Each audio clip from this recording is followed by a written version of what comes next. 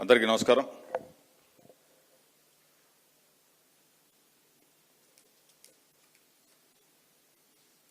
ఏడోసారి collectors conference గౌరవ ముఖ్యమంత్రి చంద్రబాబు నాయుడు అధ్యక్షతన వరుసపెట్టి కాన్ఫరెన్స్లు, ఒకదంపుడు ఉపన్యాసాలు, మాటలు కోటలు దాడతాయి. అక్కడ తీరా చూస్తే సరుకు శూన్యం. 7 సార్లు కలెక్టర్ల కాన్ఫరెన్స్లో చెప్పిందే చెప్పటం,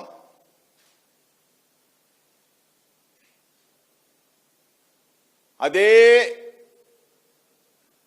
సాగదీసే కార్యక్రమం. 2 రోజులు మామ, తీరా చూస్తే శూన్యం, ఏముండదు.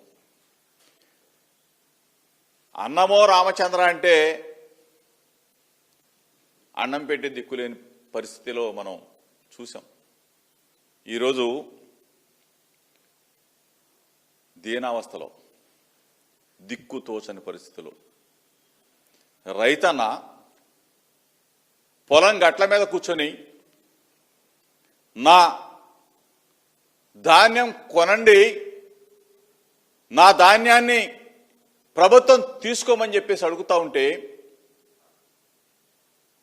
కనీసం గోనె సంచులు ఇచ్చే పరిస్థితి లేదు. గోనె సంచులు ఇస్తే ట్రాన్స్పోర్ట్ చేసే పరిస్థితి లేదు. ట్రాన్స్పోర్ట్ చేసి తీసుకొస్తే మార్కెట్ యార్డులో 10 రోజులు 15 రోజుల పాటు రైతన్నల్ని ఇబ్బంది పెట్టి, పాపం రైతులు ఆ మార్కెట్ యార్డులో టవలేసుకొని పడుకుంటున్న పరిస్థితులు దేనగాథలు. చంద్రబాబు నాయుడిని అడుగుతా ఉన్నా, నీ సొల్లు ఉపన్యాసాలు మానుకొని కలెక్టర్లందరినీ కూడా ఆ జిల్లాల్లో రైతాంగం పడుతున్న బాధల్ని, వ్యధల్ని, కష్టాలని, కన్నీళ్ళని చూడమని చెప్పి కోరుతా ఉన్నా. వాళ్ళ కష్టాలు తీర్చండి అయ్యా, వాళ్ళ బాధలు వినండి అయ్యా. చెప్పమంటే సొల్లు కబుర్లు చెప్తారు, ఉపన్యాసాలు చెప్తారు. ఎంఎస్పి ప్రైజ్ ఇవ్వండి, కల్లాల్లో ధాన్యాన్ని కొనండి, రోడ్ల మీద ఉన్న ధాన్యాన్ని కొనండి, మార్కెట్లో ఉన్న ధాన్యాన్ని తీసుకొని వెనువెంటనే డబ్బులు చెల్లించమని అడుగుతా ఉన్నాం. ఆ పరిస్థితి అన్నీ గాలికి వదిలేసేశారు. ముఖ్యమంత్రి ఏమో కలెక్టర్ కాన్ఫరెన్స్, వ్యవసాయ మంత్రి ఏమో ఎక్కడున్నాడో తెలియదు, 8 మంది మంత్రులేమో సింగపూర్ పోతారు. ఇక్కడ రైతులు ఎవరు పట్టుకుంటారు? ఇక్కడ రైతన్నాల బాధలు ఎవరుంటారు? ధాన్యం ఎవరు కొనుగోలు చేస్తారు? మొక్కజొన్న ఎవరు కొంటారు? పొగాకు ఎవరు తీసుకుంటారు? మిర్చి, పత్తి, ఈ పంటల్ని ప్రభుత్వం ఉందా? ముఖ్యమంత్రి ఉన్నాడా? వ్యవసాయ మంత్రి ఉన్నాడా అని రైతన్నలు అడుగుతా ఉన్నారు. ఇటువంటి దిక్కుచోసిన పరిస్థితుల్లో రైతన్నలు ఎప్పుడు వర్షం పడుతుందో తెలీదు, ఎప్పుడు వడగళ్ళ వాన వస్తుందో తెలీదు, ఎప్పుడు తుఫాన్లు వస్తాయో తెలీదు. ఈ పరిస్థితిలో అరణ్య రోదనగా ఉన్న రైతాంగాన్ని పట్టించుకోకుండా కలెక్టర్లందరినీ తీసుకొచ్చి ఇక్కడ కూర్చోబెట్టి 2 రోజులు సొల్లు చెప్తారా? ఏముందని చెప్తారు? 7వసారి కలెక్టర్ల కాన్ఫరెన్సు ఏం చెప్తారు?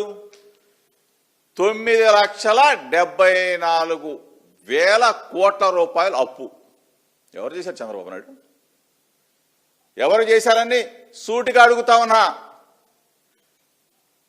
నీకు రాష్ట్ర విభజన జరిగినప్పుడు 14లో నీకు అధికారం అప్పచెప్పినప్పుడు ఈ రాష్ట్రం అప్పులు 1,40,000 కోట్ల 717 కోట్లతో నీకు అప్పచెప్తే నువ్వు దిగిపోయే నాటికి నువ్వు దిగిపోయినాడికి 3,90,247 కోట్ల రూపాయల అప్పుతో దిగిపోయేవే.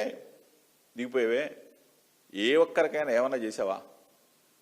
ఏ సంక్షేమ పథకమైనా ఇవ్వగలిగావా? 14 నుంచి 19 దాకా చంద్రబాబు నాయుడు అని చెప్పేసి గుండెల మీద చేసుకోమని చెప్పమంది. ఈరోజు మేము చెప్తాం, సగర్వంగా చెప్తాం, ధైర్యంగా చెప్తాం. మా పార్టీ హయాంలో మా జగనన్న ముఖ్యమంత్రిగా 2019 నుంచి 2024 వరకు 3,90,247 కోట్ల రూపాయలు మేము అప్పుగా చేస్తే డైరెక్ట్గా ఆంధ్రప్రదేశ్లో ఉన్న అక్క చెల్లెమ్మల ఖాతాల్లోకి, అన్నదమ్ముల ఖాతాల్లోకి, రైతన్నల ఖాతాల్లోకి, విద్యార్థుల ఖాతాల్లోకి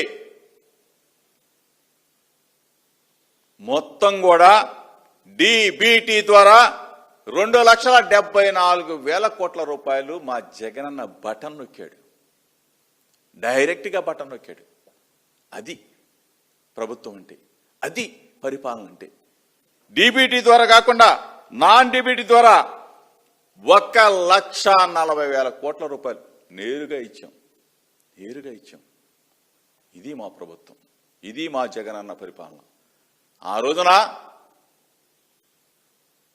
అందరూ కూడా సంతోషంగా రైతన్న దగ్గర నుంచి, అక్క చెల్లెమ్మ దగ్గర నుంచి, అవ్వాతాత దగ్గర నుంచి, విద్యార్థుల దగ్గర నుంచి ప్రతి ఒక్కళ్ళు సంతోషంగా జగనన్న బటన్ నొక్కితే పండగ చేసుకున్నారు. జగనన్న పథకం ప్రవేశపెడితే మురిసిపోయారు. జగనన్న ప్రతి ఒక్కళ్ళు కూడా రైతుని రారాజుని చేసిన ప్రభుత్వం మాది. ఈరోజు రైతన్నని కన్నీళ్లు పెట్టిస్తున్న ప్రభుత్వం మీది చంద్రబాబు నాయుడు.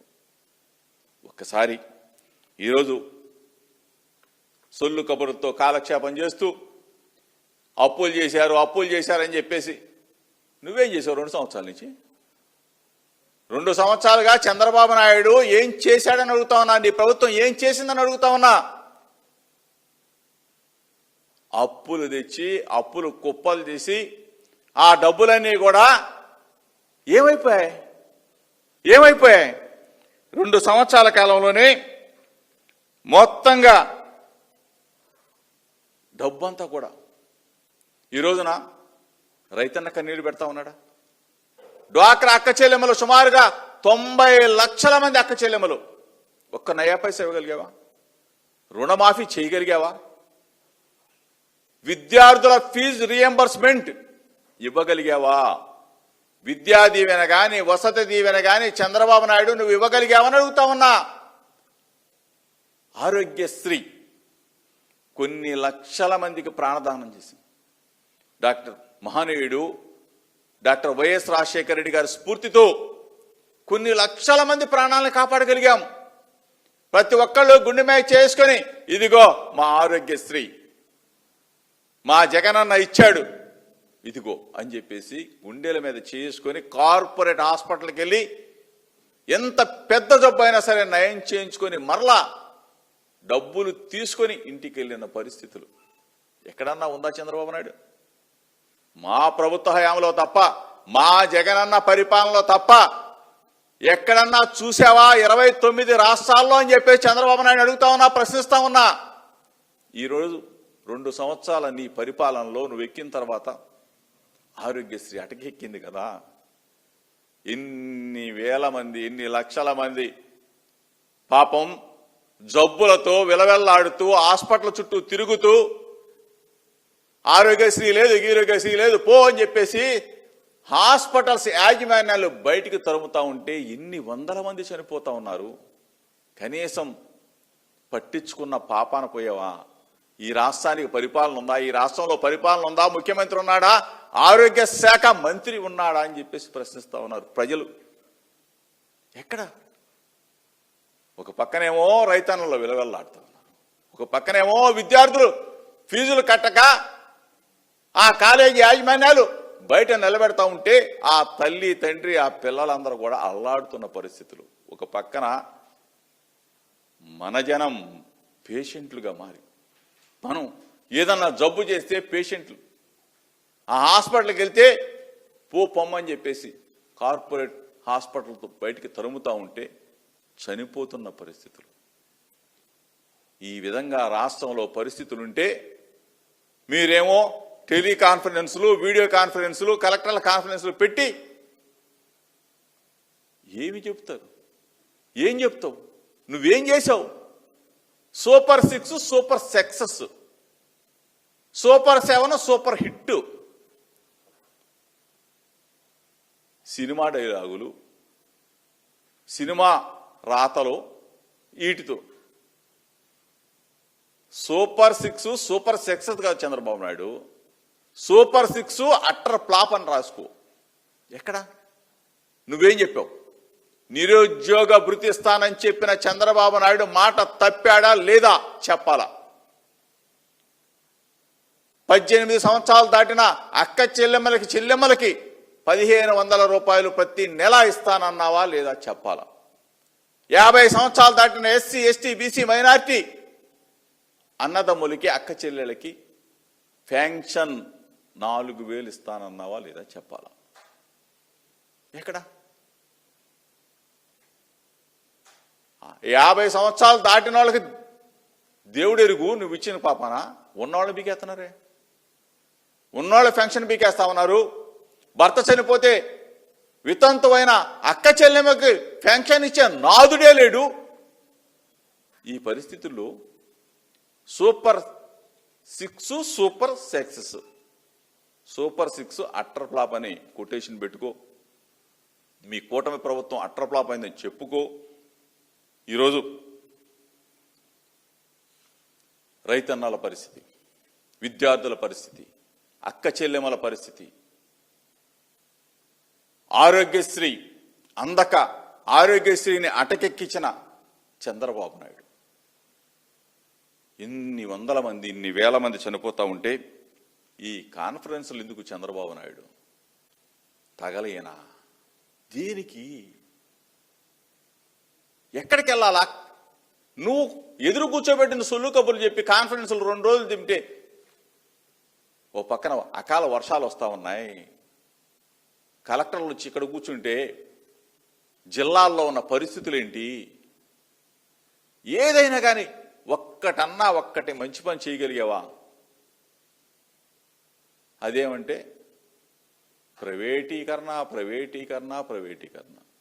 మెడికల్ కళాశాలలో ప్రైవేటీకరణ, పోర్టులు ప్రైవేటీకరణ, హార్బర్లు ప్రైవేటీకరణ. ఏది అమ్మేద్దామా, ఏది దోచేద్దామా, ఏది మింగేద్దామా, ఇది తప్ప వేరే ఆలోచన ఏమైనా ఉందా? ఈరోజు పోటీ పడతా ఉన్నారు. ఈరోజు మీ ఎమ్మెల్యేలు కానీ, మీ మంత్రులు కానీ పోటీ పడతా ఉన్నారు. దేంట్లో? మట్టి దోసేయటంలో పోటీ, ఇసుక దోసేయటంలో పోటీ, బ్రాందీ షాపుల్లో పోటీ, బారుల్లో పోటీ, బెల్ట్ షాపుల్లో పోటీ. ఎక్కడ దొరికితే అక్కడ దోచేయి దోచేయి దోచేయి. దానికి పోటీ పడతా ఉన్నారు. నీ సర్వేలు దేనికి? పోటీ పెట్టు. ఎమ్మెల్యేలకు పోటీ పెట్టి ఎవడెంత దోచుకున్నాడో చూస్తే దాంట్లో నువ్వు పర్సంటేజ్లు, దాంట్లో నువ్వు నంబర్ 1, నంబర్ 2, నంబర్ 3గా సెలెక్ట్ చెయ్యి. అంతేగాని ఎవ్వడ కూడా ప్రజాసేవ చేయట్లా, దోచే పనిలోనే ఉన్నారు. అదేమంటే రేపు మళ్ళీ మేము గెలుస్తాం సస్తామా, మళ్ళీ మేము వస్తాం పోతామా, ఈ 3 ముక్కలు అట్లా ఉంటుందా? ఈ కూటములు ఉంటాయా అని చెప్పే పరిస్థితులు. ఈరోజు దయచేసి ముఖ్యమంత్రికి చెప్తా ఉన్నా, రైతుల బాధలు వినండి, విద్యార్థుల బాధలు వినండి. ఇబ్బందులు పడుతున్నా పేషెంట్లుగా ఉన్న ప్రజల సమస్య, ఆరోగ్యశ్రీ సమస్య పట్టించుకోండి. ఇవన్నీ కూడా మీరు ఏది నాకు పట్టనట్టు, బ్రహ్మాండంగా జరిగిపోతున్నట్టు బిల్డపిచ్చే పరిస్థితులు, కలెక్టర్ కాన్ఫరెన్స్లో ఊకదంపుడు ఉపన్యాసాలు, ఇవన్నీ కూడా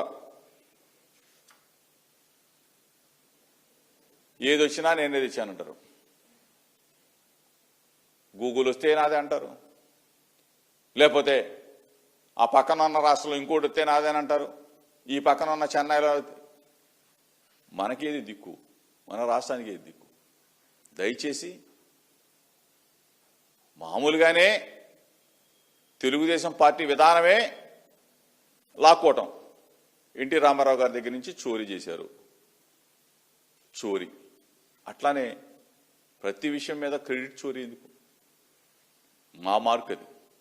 మా జగనన్న మార్కు వేసిన పథకాలు కానీ, మేము తెచ్చిన పారిశ్రామిక సంస్థలు కానీ, మా పోర్టులు కానీ, మేము కట్టించిన మెడికల్ కళాశాలలు కానీ, మేము కట్టించిన హార్బర్లు కానీ మీరు వెళ్ళిపోయి అక్కడ ఫోటోలు దిగి ఇది నేనే కట్టించా నమ్ముతారు జనం? మచిలీపట్నం వెళ్ళి ఆ పోర్టు దగ్గర నిలబడి నేనే కట్టించానని చంద్రబాబు నాయుడు అంటాడు, నమ్ముతారు జనం? విజయవాడ వెస్ట్ బైపాస్ దగ్గర నిలబడి ఇది నేనే కట్టించానంటాడు, నమ్ముతారు జనం? విజయవాడకి వెస్ట్ బైపాస్ వచ్చిందంటే అది మాదే. ఈ రోజున ఆ రోడ్లో ప్రయాణం చేస్తా ఉన్నారంటే, సచివాలయం దగ్గర దిగుతా ఉన్నారంటే అది మా ప్రభుత్వ హయాంలోనే, మా జగనన్న హయాంలోనే. విజయవాడ నగరం అభివృద్ధి చెందినా, మచిలీపట్నంలో పోర్టు నిర్మాణం చేసినా, మూల పోర్టులో చేసినా, ఎక్కడ ఏ పోర్టు కట్టినా, ఎక్కడ ఏ మెడికల్ కళాశాల కట్టినా, ఎక్కడ హార్బర్ కట్టినా అన్నీ మాయి. వాటి దగ్గరికి వెళ్ళి రేపు ఫోటోలు దిగుతారు, మేమే కట్టించామంటారు. ఇది ప్రజలు ఎవరో నమ్మరు. మీ సత్తా ఏంటో ఈ 2 సంవత్సరాల్లో కనీసం ఫలాంది కట్టాం, ఫలాన్ దానికి శంకుస్థాపన జరిగింది, ఫలాంది ఆంధ్రప్రదేశ్ రాష్ట్రంలో ఈ పరిశ్రమ వచ్చింది చెప్పనండి. దయచేసి ఈ ప్రభుత్వానికి చెప్తా ఉన్నా, దయచేసి ముఖ్యమంత్రి గారికి చెప్తా ఉన్నా, మీరు మనసు పెట్టి ఇమీడియట్గా రైతన్నల పక్షాన నిలబడిన, ఈరోజు రైతులు పడుతున్న దీనగాథల్ని, కష్టాలని, ధాన్యం కొనుగోలు చేయండి, మొక్కజొన్న కొనుగోలు చేయండి, పొగాకు కొనుగోలు చేయండి, మిర్చి. ఒక పక్కన మామిడి రైతాంగం మొత్తం కూడా హలో లక్ష్మణ అని చెప్పేసి గుండెలు బాదుకున్న పరిస్థితులు, అకాల వర్షాలతో మామిడి రైతాంగం మొత్తం కూడా. మా హయాంలో మామిడి రైతును కూడా ఆదుకున్న ప్రభుత్వం మా జగనన్న ప్రభుత్వం, మా వైఎస్ఆర్ కాంగ్రెస్ పార్టీ ప్రభుత్వం. ప్రతి ఒక్కళ్ళు కూడా గుండెల మీద చేసుకున్నాయి ఆ రోజున. ప్రతి రైతు మాకేంటి, మా జగనన్న ఉన్నాడు, మా జగన్ బాబు ఉన్నాడు, ఇన్పుట్ సబ్సిడీ ఇస్తాడు, క్రాప్ ఇన్సూరెన్స్ ఇస్తాడు, గిట్టుబాటు ధర కల్పిస్తాడని చెప్పేసి గుండెల మీద చేసుకొని నిద్రపోయారు ఆ రోజున రైతులు. ఈరోజు గుండె పట్టుకొని ఏడుస్తా ఉన్నారు, గుండెలు పట్టుకొని రోధిస్తా ఉన్నారు చంద్రబాబు నాయుడు ప్రభుత్వంలో. దయచేసి మీ టెలికాన్ఫరెన్స్లు, వీడియో కాన్ఫరెన్స్లు, కలెక్టర్ కాన్ఫరెన్స్లు పక్కన పెట్టి చర్చ చేసుకున్నారు. కానీ ఇప్పుడు పడుతున్న ఇబ్బందుల్ని గమనించమని చెప్పేసి, ఇప్పుడు నరకయాతన పడుతున్న రైతాంగం పక్షాన, విద్యార్థుల పక్షాన నిలవమని చెప్పేసి, మీరు నిలవని పక్షంలో వాళ్ళకి అండగా, వాళ్ళకి దమ్ముగా, ధైర్యంగా రైతన్నని నిలబెడతాం, విద్యార్థులను నిలబెడతాం, అక్క చెల్లెమ్మలను నిలబెడతాం. రాష్ట్రంలో మొత్తం, రాష్ట్ర ప్రజానీకానికి మొత్తం కూడా వెన్నంటి ఉండే వైఎస్ఆర్ కాంగ్రెస్ పార్టీ, వెన్నంటి ఉండే జగనన్న తోడుగా ఉంటాడు ఈ రాష్ట్ర ప్రజలకని చెప్తూ, రేపు రాబోయే జగనన్న ప్రభుత్వంలో మరలా అన్ని వర్గాల ప్రజలకి మేలు చేసే దిశగా అడుగులు వేస్తామని చెప్పేసి తెలుపుకుంటూ, ప్రతిపక్షంగా ప్రజల పక్షాన నిలబడతాం, ప్రజలకు అండగా ఉంటాం అని చెప్పేసి తెలుపుకుంటూ, మీ ద్వారా ముఖ్యమంత్రి మరొక్కసారి రైతుల పక్షాన నిలబడమని చెప్పేసి, రైతన్నలకి గిట్టుబాటు ధర, ధాన్యం, మొక్కజొన్న, పత్తి, అదేవిధంగా మామిడి రైతాంగం అందరినీ కూడా, పొగాకు రైతాంగం అందరినీ కూడా ఆదుకోవాలని చెప్పేసి వైఎస్ఆర్ కాంగ్రెస్ పార్టీ తరఫున డిమాండ్ చేస్తా ఉన్నాం.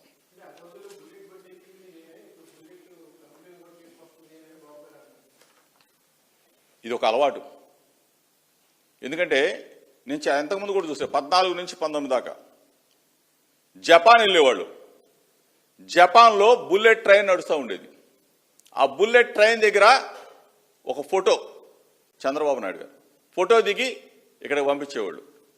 బుల్లెట్ ట్రైన్ జపాన్ నుంచి ఇక్కడికి వచ్చేస్తుంది. నాకు గుర్తు, మా ఇబ్రహీంపట్నం నుంచి కృష్ణానది గుండా అడుగుండగా అమరావతికి బుల్లెట్ ట్రైన్ వెళ్ళిపోతున్నట్టు ఒక ఫోటో పేద తీశారు. ఏది 2-3 పేపర్లు 14లో. ఇదెంత? 26వ సంవత్సరం. అంటే 12 సంవత్సరాలు అవుతా ఉంది. చంద్రబాబు నాయుడు బుల్లెట్ ట్రైన్ దగ్గర జపాన్లో ఫోటో దిగి. అట్లాగే హీరో హోండా తీసుకొస్తారు. నిన్నే అనుకుంటా ఒక ఫోటో దిగుతున్నారు.